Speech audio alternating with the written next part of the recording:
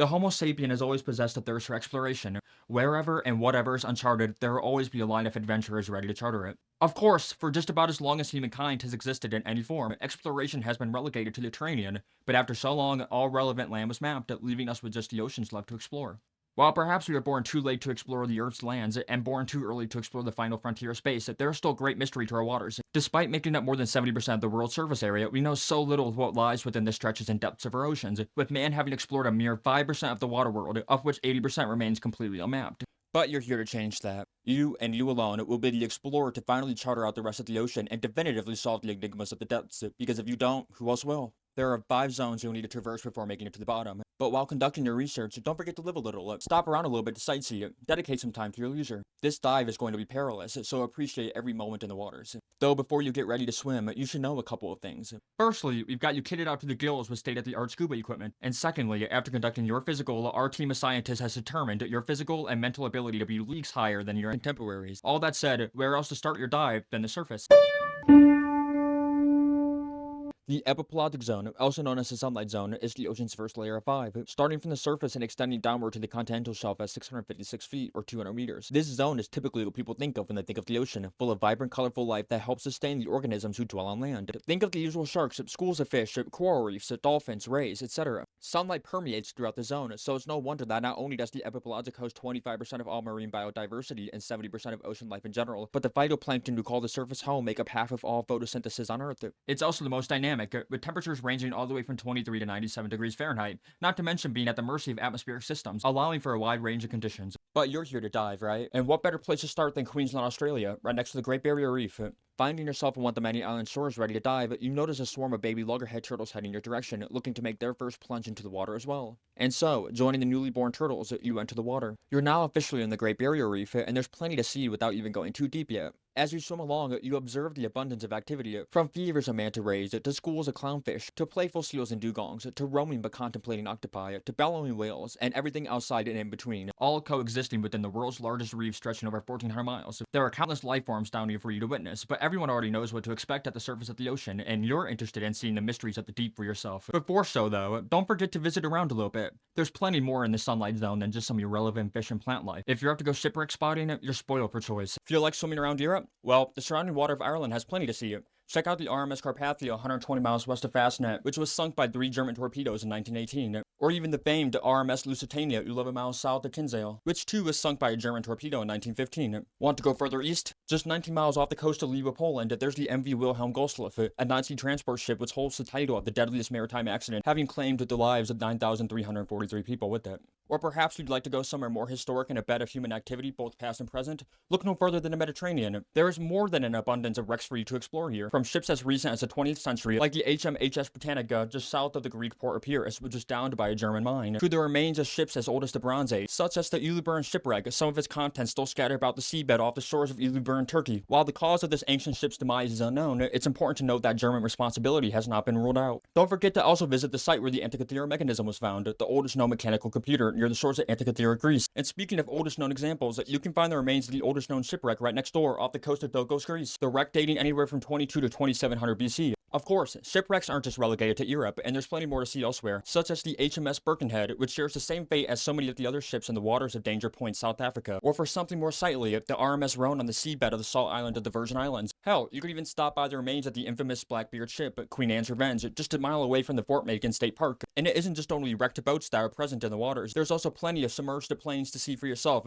such as the Japanese Jake seaplane, just over a mile northwest of Coral Powell, or not too far away, another Japanese plane, a World War II Mitsubishi Zero off the shores of Kimbe Bay. Keep in mind though that not all submerged vehicles got there by accident. Sometimes governments will create artificial reefs, sinking any given vestige to encourage marine growth and activity, sometimes a great success. To see for yourself, swim on over to the east coast of the United States, where the MTA of New York City has dumped over 2,500 out-of-commission train cars over the course of 9 years onto the ocean floor up and down the east coast, creating various little ecosystems. The US has also sunk their own warships for the same reason, such as in 2006 when the aircraft carrier, the USS Orensky, was submerged just 24 miles off the coast of Pensacola, Florida, finding new life as a man-made reef. And it's not just for the sake of spurring marine growth that countries will sink vessels, such as the case with Jordan, when in 2019 the country purposefully sunk well over a dozen military vehicles as well as a wide variety of equipment. At just a depth of 92 feet at its deepest off the Gulf of Aqaba, you can tour the military museum for yourself, complete with tanks, helicopters, planes, guns, even an ambulance, and plenty more. You're not just here to see some wrecks though, it's all the same rusty metal anyways. Lost cities are where it's really at, and there are plenty to explore.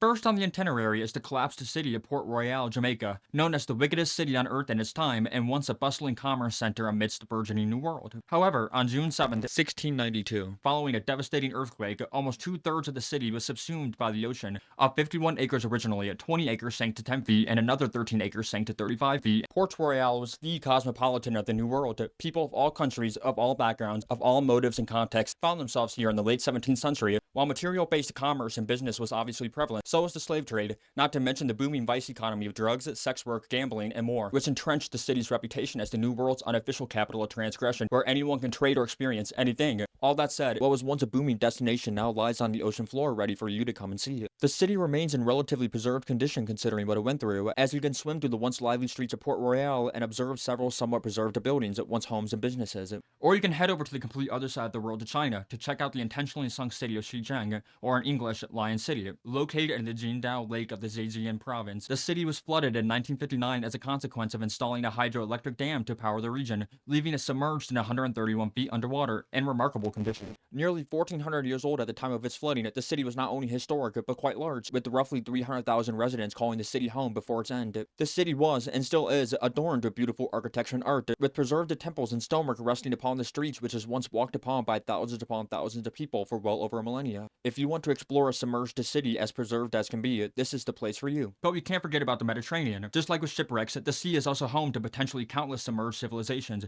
The first of 3 for the Mediterranean itinerary is that of Baiae, Italy, just 19 miles west of Naples. Once the heart of sin and hedonism of Italy, wealthy and powerful Romans used Baiae as a resort town to indulge in their excesses and desires, including but not limited to Julius Caesar, the final ruler of the Roman Republic, his successor Gaius Augustus, later known as Octavian, the first emperor of the Roman Empire, and Nero, the infamously cruel and extravagant emperor whose suicide brought about civil war to the empire. Of course, no amount of political power or military strength can prevent nature's inevitabilities, and after centuries of volcanic and seismic activity raising and lowering the ocean bed that Baiae sat upon, the land was slowly consumed by the sea, leaving the city ultimately 20 feet deep on average by the end of the 8th century. Still beautifully preserved, you can check out the buildings and monuments of the past, or even the streets and plazas the elite of Rome would engage in their debauchery upon. There are a multitude of statues and countless pieces of artwork, not to mention the sheer amount of priceless artifacts resting about the place. So much so, in fact, that fishermen sometimes would, and still do, accidentally fish up a priceless artifact to sell on the black market. Bathhouses, villas, elaborate art of all kind, and more are all waiting for you to come and admire, and all in relatively shallow water at that. Next up in the Mediterranean, going directly east, we arrive at the sunk city of Pavlopetri, the oldest lost city that we know of. Off the southern coast of Peloponnese, Greece, the city is believed to have been submerged around 3,000 years ago, likely thanks to the seismic activity that is usually a death knell for these lost coastal cities.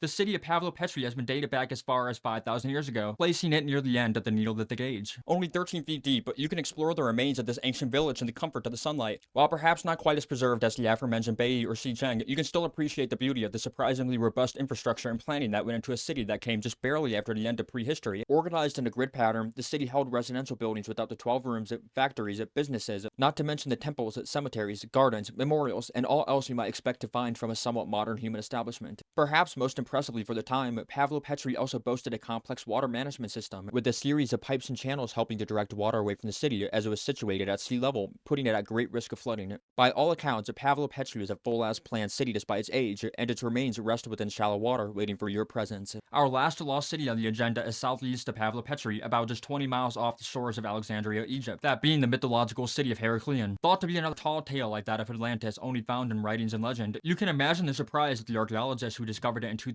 buried 33 feet deep under 1,200 years worth of sediment and ocean activity. Once a contemporarily famed metropolis of the powerful and prestigious ancient Egypt, the city flourished as a hub of trade, diplomacy, and culture, particularly from the 6th century to 4th century BC, up until Alexandria's rise as the region's new cosmopolitan. As Heracleon's relevance faded, so did its landmass, as a series of geographical disasters slowly eroded the island until it was fully submerged by the end of the 8th century, sharing the same fate as Baiae, Italy. Initial exploration of the ruins uncovered innumerable remains and artifacts, including 64 ships and at least 700 anchors. Alongside the former port remains that of what was on land, that being countless monuments and constructions, some reaching over 16 feet in height, not to mention the buildings and artifacts once used by its residents. While the remains of Heraclea may not be as easy to explore as Pavlopetri or Baiae, the fact that a mere 3% of the sunken city has been charted and even less unexcavated means plenty of opportunity for you to find priceless artifacts and other historical remnants, such as more of the already tremendous amount of gold recovered so far, or maybe even new Greek and Egyptian inscriptions on top of the ones already discovered thus far, providing more insight into what our ancestors were doing at the time. And while not quite a sunken sea, you'd surely be remiss to miss out on the oldest known submerged human settlement in general, that being Atlit Yam, up to 40 feet deep just off the coast of Haifa, Israel. Dated to be at least 9,000 years old, the site is in exceptional condition. At the center of the settlement is a megalithic structure composed of 7 large stones, some as tall as 7 feet and as heavy as 1,320 pounds, arranged in an open circle, surrounding what was once a freshwater spring, and the stones containing carvings of various cultural and divine importance. It's presumed that this was a center of ritual and spiritual practice. Surrounding the megalith, dozens of graves have been uncovered, along with the remains of houses, wells, walls, and other simple infrastructure. The site has provided a tremendous amount of insight into not just the history of the Levant, but the history of mankind, providing one of the earliest examples of the domestication of livestock, as well as early agricultural and fishing practices. And here's a fun fact: the oldest known case of tuberculosis has been found here, with the bones of a woman and her infant indicating both were afflicted with the consumption. While the site's exact cause of demise is unknown, it's of common belief that a tsunami was what ultimately sunk the humble settlement. But once you've seen one city, you've basically seen them all, whether on land or underwater. Perhaps you feel like admiring some art? Say no more. Let's start out with the Cancun Underwater Museum, right off the coast of Punta Nizuc, and obviously Cancun, at a maximum depth of 20 feet. The museum is complete with more than 500 sculptures, more than 400 of which depict the human condition in varying ways, such as a man watching TV, people praying, a group of 6 businessmen with their head in the sands, and so much more. Prefer something more individual? How about the Ocean Atlas, an 18-foot, 60-ton statue depicting Atlas lifting the weight of the ocean, right off the coast of Nassau, Bahamas? Or perhaps you'd like something older and more mysterious, perchance? How about the Michigan Stonehenge 40 feet deep in Lake Michigan? Recently discovered in 2007, the site contains dozens of what is believed to be granite boulders, some as heavy as 3,000 pounds, meticulously placed in a circle and marked with several carvings, including what's potentially a mastodon. While not nearly as large or perhaps as significant as the British Stonehenge, but certainly older, dating to be around 10,000 years old, which is at least double that of the Stonehenge, which dates back around 5,000 years. I said earlier believed to be, because despite such a seemingly profound discovery, the site has gone severely under-researched and very little concrete information is known. But even after you've had all your fun swimming about the world's oceans, I understand your itch for the unknown remains unscratched. Perhaps you could check out some strange phenomena? There is the Baltic Sea anomaly in the middle of the Gulf of Bothnia. If you feel like diving 300 feet deep, you can finally determine if the structure is indeed an alien craft piloted by an alien with similar taste to Han Solo, or just an odd-looking rock formation. Need something more tangible and with the potential of great reward? How about trying to find some lost shipwrecks that supposedly contain enough wealth for you and all your descendants? You can start out looking for the Florida Lamar, a ship that sunk in 1511 somewhere in the Strait of Malacca. The strait maxes out at 200 meters at the very end of the epipelagic zone, and should you manage to find it, you could reap a treasure worth as much as $2.6 billion.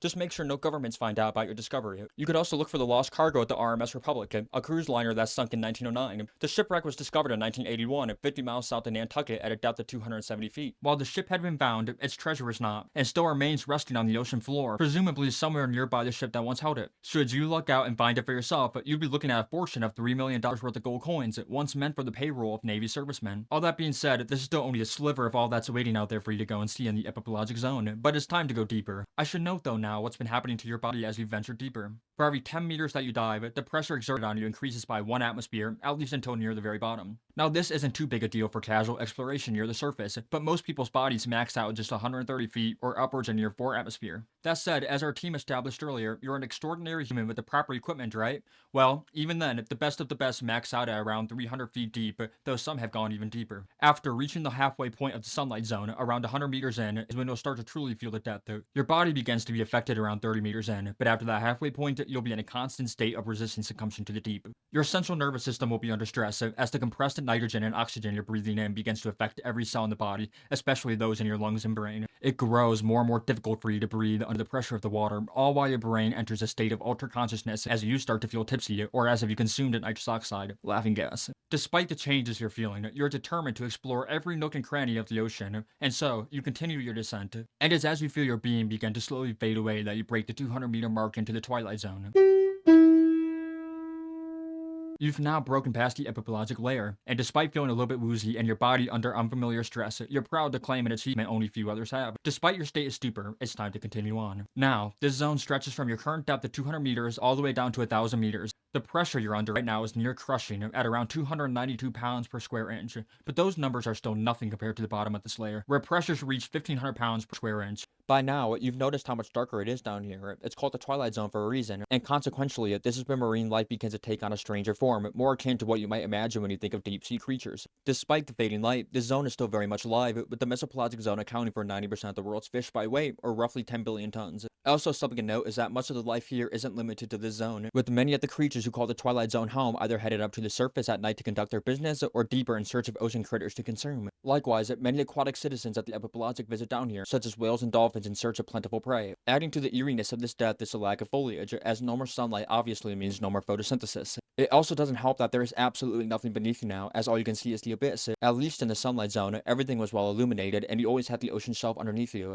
That's no longer, but despite so, there's places you should go, and there's creatures you should know. As I said, this is where life begins to take on a more alien form, to us surface dwellers at least. Swim around and you'll find plenty of life, however strange it may be, from peculiar fish like grotesque shallow water anglerfish and enigmatic yet charming beardfish, to a variety of cephalopods such as the frightful giant squids and adorable flapjack octopi, to sharks as detestable as the goblin shark and as mad chill as the megamouth, to eels as humble as the short-tailed eel and as unsightly as the wolf eel, to crustaceans as intimidating as the Japanese spider crab and as handsome as the Atlantic deep-sea red crab, and so much more. It'd also be neglectful of me to not mention that this is the depth we'll begin to find the chambered nautilus, an icon of the ocean, as well as the bristlemouth fish, the world's most populous vertebrate species. There's not much in the way of human implements down here, or really at any zone past the epipelagic for that matter, other than shipwrecks. But hey, there's still nothing wrong with wanting to visit glimpses into the past, no matter how much the sands of time and stresses of the ocean may have changed them. First of 5 on the itinerary is the SMS Scharnhorst, a German cruiser which was sunk during battle in World War I, which lies roughly 113 miles southwest of the Falkland Islands, this being the most shallow wreck on the agenda at just 950 feet. From here, there's also former shipwrecks you could go see, such as the famed Yamato, a flagship Imperial Japanese battleship that sunk at the end of World War II, which now lies 180 miles southwest of Kyushu. Or for another flagship battleship, this time French, there's the Dane, which was sunk by the Germans 22 miles southwest of Sardinia near the end of the First World War. You could also try and steal some treasure from the San Jose, a Spanish warship that was sunk in 1708, believed since its demise to hold vast treasures worth upwards of $17 billion in today's money. Such rumors were confirmed in 2015 when the wreck was discovered right off the shores of Barrier Island next to Colombia. The ownership of the ship's contents have been under dispute since its discovery, though maybe you could sneak in and grab at least a couple gold coins. Lastly, you could check out Sunken Aircraft Carrier, that being the HMS Ark Royal, a British ship that was sunk in 1941, again by the Germans, roughly 35 miles from Gibraltar. That being said, while you've made it here to the SMS Scharnhorst at an eye-crushing depth of 950 feet, you're going to struggle to go farther from here. See, the deepest a person has ever dived maxed out at 1,090 feet, that record going to the Egyptian diver Ahmed Gabi in 2014. But you're you. You can handle more than the average person, or even the most exceptional people, both physically and mentally, and records are made to be broken. And so, you dive even deeper, breaking Ahmed's record. Any other person would have been long consumed by now, but not you. Despite so, we're still only human after all, and one can only handle so much metal before they break. It's as you approach the 400-meter point, experiencing pressures upwards of 40 atmospheres, that your meat finally fails. Your body's structural integrity gives as your broken gear compresses into you, and all the air cavities within you collapse. All your ribs break from your cage into your lungs as your entire circulatory system, blood vessels and all, compacts in unto itself. All while your sinuses and gastrointestinal systems violently rupture. All your softer appendages, like your eyes and your tongue, burst as the contents of your body are emptied through any and all orifices you have, replaced with seawater. You have physically imploded before being able to even see the San Jose, let alone pillage some loot for yourself. In fact, it's well over 200 meters deeper from where you are right now, a whole other sunlight zone worth. While you may have died, your compacted corpse still lingers about as it sinks slowly into the depths. With our team's depth-rated submersible, we'll be able to follow what happens to the remains of the greatest diver ever. You, of course, as the unrecognizable shell you once occupied drifts past down the 1,000-meter mark into the midnight zone. The Bartopelagic zone is where the true deep begins, marking in at depth of 1,000 to 4,000 meters. This is the point of pure and utter blackness, and the only light that may grace your carcass down here is that of bioluminescence emitted from some intermittent life down here. Hand in hand with the darkness is the piercing cold, as temperatures in the midnight zone stay about constant at near freezing at just about 39 degrees Fahrenheit. Not to mention, the pressure only continues to increase dramatically, reaching more than 5,850 pounds per square inch near the end of the zone. Life down here begins to take on even more alien form, as many of the creatures who call this zone home have evolved to survive through more unorthodox means. They're also very much homebodies, as the vast majority of the archipelagic's inhabitants never travel into shallower waters. Very little predation occurs at this depth and below, relatively speaking, with most sustenance found through consumption of marine snow. Marine snow being the organic matter that floats down from the waters above, as well as the scavenging the carcasses which come down alongside the marine snow. That being said, the zone still does see some visitors, such as sperm whales stopping by in hopes of large game like squid. Speaking of which, even though you're no longer able to observe the life around you, said life will certainly observe what used to be you. There is some more conventional life down here that might pass your shriveled up husk, including cephalopods like the whiplash squid and colossal squid, or even the elusive Greenland shark, but just about every other life form down here differs quite a bit from even genetic relatives in shallower waters. In terms of fish, there's plenty of low-key kind of scary ones that your corpse may pass by, such as deeper sea anglerfish, lizardfish, and viperfish, though there are some rat-tailed fish that do look a bit friendlier. A cookie cutter shark or two might even notice you floating by and come to take a bite or two or three. And a gulper eel could even stop by to pay respect in the form of eating organisms that are checking your body out, whether out of curiosity or hunger. Not all life down here is hideous though, as maybe you'll be lucky enough to be graced with the presence of a blood-belly comb jelly, or perhaps something as mystical as a giant siphonophore, a colony of individual organisms known as zooids, with their own specific function that contributes to the colony's well-being. These siphonophores can hold thousands of zooids and can reach at least 130 feet. Should your body end up hitting the seabed in this zone, crustaceans like the hawk crab will surely be around to investigate. You could also get lucky by ending up near some very innocent sea pigs, but regardless of wherever you end up down here, your body will decompose and be scavenged from, and in due time, Osedax worms will sprout from your skeleton, attempting to extract the nutrient-rich lipids deep within your bones. While you're no longer in the market for new destinations to explore, there are some pretty cool spots you missed out on. For example, the K-27A Cosmomole that's about a mile deep in the Barents Sea, a Soviet submarine that sunk following a fire within the ship. Most notably, the ship sunk with a nuclear reactor and 2 nuclear-armed missiles, with one of the nukes known to slowly leak plutonium. At this depth, shipwrecks are significantly more difficult to find than in shallower waters, although many ships, including famed ones, are believed to be in this zone. In fact, there's a surprising amount of mission ships in the very deep Caribbean Sea, such as the USS Cyclops, which vanished off the face of the Earth alongside 306 crew members, or the remains of the Santa Maria, the flagship of Christopher Columbus's infamous expedition to the West Indies, which is a whole other matter in of itself. Or, had you been able to make it this deep, you could have checked out the Titanic, resting roughly at 12,500 feet, about 373 miles southeast of Newfoundland. Hell, had you been able to visit at the right time, you could have witnessed the Ocean Gate Titan implode in real time, as it's believed that the submersible succumbed close to the shipwreck, with some of its debris found less than 1,000 feet from the Titanic's bow. There's plenty more one could hypothetically see or explore in this zone, but there's no need to rub salt in the wound of all that you've missed out on. As such, we'll relocate your former body to the Philippine Sea, the deepest region in the world, as we continue to follow your sinking corpse into the abyss. As your body breaks past the 4,000 meter mark, you've now officially entered the abyssal pelagic. What was once thought to be the deepest zone of the ocean, the abyss covers a depth shorter than that of the previous, ranging from 4,000 to 6,000 meters, though it certainly compensates for its lack of height with its temperature and pressure. The water down here is even colder and more constant, rarely deviating from 36 to 37 degrees Fahrenheit, not to mention the pressure, which increases to upwards of 11,025 pounds per square inch. Life by this point has become truly barren and foreign. Calcium carbonate, what shells are made of, dissolves at this depth, meaning that there are now no more shelled organisms to witness the result of your efforts. Beings here have undergone extreme evolution to survive these depths, both in physical features such as the ubiquity of black or transparent skin, or in the means of survival, such as special metabolisms that allow survival from little to no sustenance. The vast majority of life here lives on the seabed, waiting for drifting marine snow to make its way to them, and the only substantial ecosystems at this depth are found to hydrothermal vents, serving as isolated islands of life in between the vast expanses of the abyss. Although other ecosystems can and will temporarily form from the carcasses of whales that have sunk to the seabed, an occurrence known as a whale fall. Not much is known about the zone, and by extension, the life within it, as most species discovered down here have only been ever seen once or twice. There are countless expeditions that have reported new species or even taken pictures, but without physical sample or even just any substantial data, they remain elusive. There are still some fish at this depth, such as the dragonfish and the abyssal spiderfish, or one of the most respectable creatures of the ocean in my opinion, tripod fish, who humbly traverse the ocean floor with their bony, elongated fins in search of food. And of course, as I said, there are plenty of mysterious species that we have yet to study, such as an unironically beautiful new species of comb jelly that was discovered 4,000 meters off the coast of Puerto Rico. There are also 2 more angelic creatures down here I should mention as a change of pace from the usual deep-sea creatures of despicable appearance. First being a ghost sauropod found near the Hawaiian Islands more than 2.5 miles deep that we know nothing of other than its graceful nature. The second being the Dumbo octopus, which we know slightly more about than the previous specimen. These adorable little fellows can be found as deep as 13,100 feet, and they also hold the title for the deepest octopus ever observed, with one captured on camera in the Java Trench of the Indian Ocean at a depth of 23,000 feet, well into the next zone that your body will soon meet. The deepest known hydrothermal vent vent also rests in the zone, the BV Hydrothermal Vent Field, or the BVF, resting at a depth of 16,270 feet in the Caribbean Sea, just south of the Grand Cayman. The vent is a good microcosm for what to expect from the limited ecosystems down here, as research only continues to reveal more and more about the centers of life that these vents are. The BVF was found to be covered in an abundance of microbes, as well as Ribicari hybaceae, extremophile shrimp only known in scientific context. Other small creatures lurk about as well, such as deep-sea anemones and squat lobsters, not to mention bacteria capable of chemosynthesis, a biological mechanism where inorganic sources of carbon, such as carbon dioxide or methane,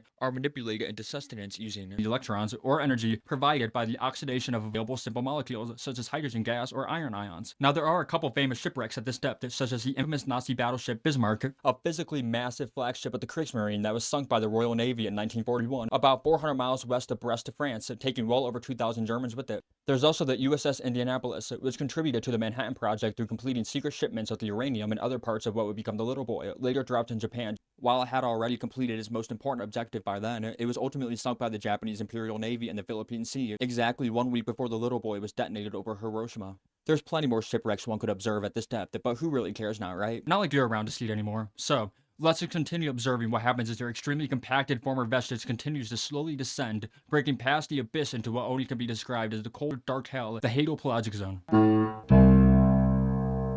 Only the deepest of trenches even approach this point, let alone pass it. A few examples include the Puerto Rico Trench, the Tongo Trench, and of course the Mariana Trench. The hadopelagic, obviously derived from Hades at the underworld, begins at the 6,000 meter mark and ends at the deepest point on Earth's surface, the Challenger Deep, at roughly 11,000 meters, though the exact figure is unknown. Being the last zone, all conditions of the earlier layers are cranked to the absolute extreme end. Not only is the temperature now permanently near freezing at just about 34 degrees Fahrenheit, the pressure is beyond crushing, now rising to as much as 8 tons per square inch. Nothing but only the most adapted survive, so it's no surprise that life in the trenches at these depths are very much endemic to their own trench, meaning that life that has evolved for a specific trench won't be found elsewhere except for that specific trench. While there are some fish that have undergone extreme adaptations past the 6,000 meter mark, vertebrae as a whole can no longer handle the depth after around the 8,000 to 8,500 meter mark, with the deepest fish ever recorded, a snailfish, found at 8,336 meters, leaving behind overwhelmingly scavengers and detrivores to lurk in the depths, patiently waiting for marine snow and other organic debris to make its way down to them. Something else I failed to mention till now is the phenomenon of deep-sea gigantism that really begins to kick off in the abyssal zone. As there is so little sustenance at these depths, larger bodies with more efficient metabolisms are necessary for survival, meaning that we see massive sizes for creatures that are otherwise small, if not tiny. And what better example than the Aloysiella gigantea, the largest known amphipod ever found? We know so little of what occurs within the trenches of the hadopelagic, but every time that we've ventured into these depths, new discoveries have been made. Like I said, there are still some fish down here, like the Mariana hadelfish or the custeel, a faux eel, but those are, quite frankly, the most normal-ish creatures down here. The hadal zone does see some rare visitors, like the aforementioned charming Dumbo octopus that was spotted in the Java Trench. Something we do know for a fact is the abundance of foraminifera at this depth, which are an extremely diverse order of single-celled organisms found everywhere in the ocean, highly adapted to their specific niche.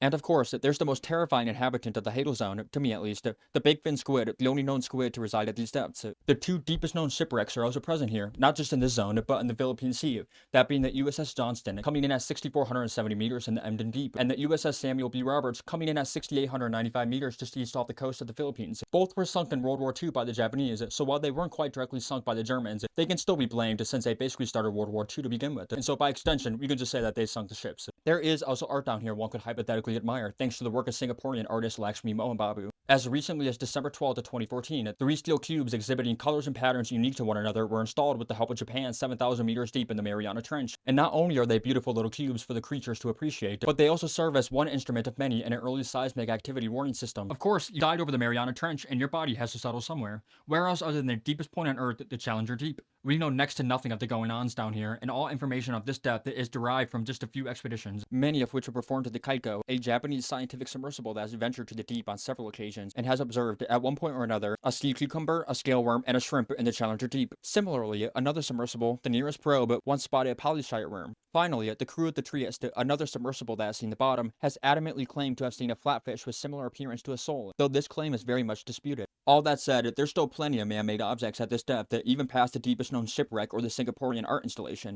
In 2019, an ocean explorer, Victor Vescovo, embarked to the bottom, where there he discovered 4 new species of amphipods, and alongside the new creatures, a plastic bag and several candy wrappers. In the same year, a study analyzing plastic pollution in amphipods across the world's oceans found that 72% of the samples they had collected indeed contained microplastics, and that all of the specimens collected from the Mariana Trench were contaminated. The unfortunate truth is that no matter how deep in the ocean you may dive, or how high in the atmosphere you may soar, there will always be plastic waiting for you. And if not plastic, certainly forever chemicals in various forms, such as CFCs or PFAS. At these depths, food is rare, meaning that any moving object in the water is bound to be investigated and or eaten by marine life sooner or later. Plastic no different.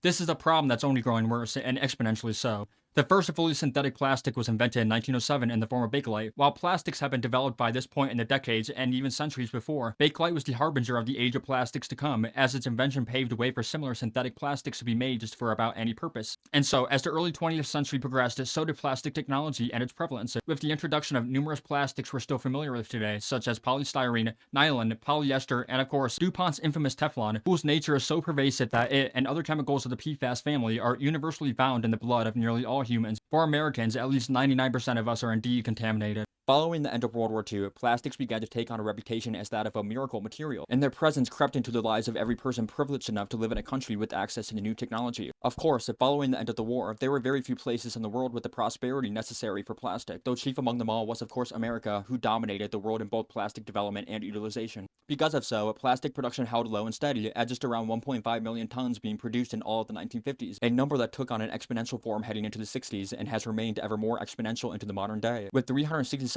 million tons of plastic having been produced in just 2020, a figure that's expected to more than triple by 2050, in large part thanks to oil and gas companies needing to stay relevant amidst the world trying to ease reliance on fossil fuels, even if their desire for profit means the slow destruction of the planet. While plastic production will only continue to increase for the foreseeable future, the consequences are already reality and have been for quite some time now. Their effects are felt in a multitude of ways, whether from all the space that plastic waste takes up, such as in landfills, communities, nature, and even actual space, or the near universal presence of microplastics and other forever chemicals within all animals on Earth, or the environmental damage that comes from plastics production to begin with, and plenty more. Plastic is truly pervasive and will be around with us for the rest of our lifetime and our future descendants' lifetimes. A peer-reviewed study from early 2025 concluded that of 182 samples of various seafood, 180 tested positive for microplastics, most of which was in the form of polyester. Now, while seafood is more susceptible to plastic contamination for obvious reasons, what is inexcusable, not that the aforementioned is acceptable in any way, is that another recent study indicates that at least 60% of all fish globally contain microplastics. Now, to make this all a little bit more distressing, another recent study, this time a meta-study, which is a type of comprehensive analysis of several different studies to arrive at a certain conclusion, determined, after the review of more than 600 international papers on the subject, that 93% of all marine species are negatively affected by microplastics in some way. Or to simplify the point, not only are we pumping out an utterly insane amount of plastic with no end in sight, time and research only continues to reveal the damage of microplastics, and with each successive year, the news only gets worse. And it's not like it's only plastic pollution that we need to worry about in the coming years. Speaking on just the ocean alone, the effects of climate change have already begun to show. Oceans are becoming more acidic, which is very bad news for any organism with a shell, not to mention the general heating of the waters, leaving vital producers like plankton more susceptible to potential population collapse. The scope of the damage the ocean has and will be inflicted with is far too great for the scope of this video, but what I can say is that all life on land exists, directly or indirectly, thanks to the ocean, and as the conditions for life in the ocean worsen, time will only tell what that means for us organisms here on land. But back to your courageous yet ill-fated dive. Ultimately, what remains of your body, a shriveled up vestige devoid of the internals that once made you, has landed softly upon the ocean floor. Your body is covered in a lard-like wax as a result of adipoclear formation, the process of water breaking down your fat through hydrolysis, though the conditions of the depths allow your body to stay relatively resistant to natural decay like it would on land or in shallower waters. But even so, your body is still not impervious to marine life, and so, in short time, your husk becomes a new center of life, with decomposers and other small critters using you as fuel for survival. Your body is fully returned to the earth, and your achievements from your dive will be remembered, as the team will be sure to diligently spread awareness of your feats. At roughly 11,000 meters deep, you've completed the truly ultimate dive. Homo sapien has seen firsthand around 5% of the world's oceans, having mapped out just around 20% of so. There are several millions of new species waiting to be discovered someday, or maybe even never, not to mention all else within the ocean that remains a mystery, whether maritime mysteries such as ships disappearing without a trace, or scientific anomalies such as the recently found phenomenon of dark oxygen occurring in the deep ocean, with oxygen being produced by metal nodules. As for the strongest and most experienced experienced divers, such exploration can be conducted in the sunlight zone wherever desired. Go any deeper though, and as we found out, you're in for trouble to say the least, and your body will be fated to the food chain. But for spectators of your endeavor, plenty of excitement can still be had at the surface. There's a variety of lost cities, sunken treasures, and beautiful reefs to see. Just make sure you leave no trace, or better yet, maybe try and clean up whatever plastic pollution you inevitably come across during your adventures. We may not be able to explore planets and moons with our own personal spacecraft, or venture out into unknown, uncharted lands with just some provisions and a will, but we can certainly discover more fish and clean up litter. If you somehow manage to make it this far in spite of everything, then I sincerely admire your patience and commitment, especially because this is such a pointless video. I mean, what's the through line? Diving deeper? Like, well, if you start at the surface, you might find this lost city, and if you go a little bit deeper, then you might find this ship that was sunk by a German torpedo, and if you go a little bit deeper, then you might find a goblin shark, and God knows what else you might find even deeper than that. Like, I don't know who's watching this video, if I'm being honest. Future videos should definitely, hopefully, be more substantial and having, like, an actual overarching point to it all, unlike whatever this turns out to be. But even so, hopefully it's better than the first video that I made, which is a very low bar to clear. And I guess it's for that reason that if you have any criticism, any at all, it is greatly appreciated. This is my second YouTube video, so things are still definitely very rough around here. Not that I need to tell you twice, right? Like, I'm sure you figured that out within the first 5 seconds of watching this video. If there is even anyone that clicked on the video to begin with. I still need to learn how to talk to a camera. This whole setup in general is kind of lacking, just the whole production value is just not Ibsen. But, in due time, I'll kind of learn how to do these things a little bit better. I can talk to a camera a little bit slower, take your guys' criticisms. If there is anyone that will even give criticism, I'm not sure how this 2-view video will end up doing. But until that day, thank you very much again for watching. Maybe I'll see you again, but until if then, be metal and safe swimming.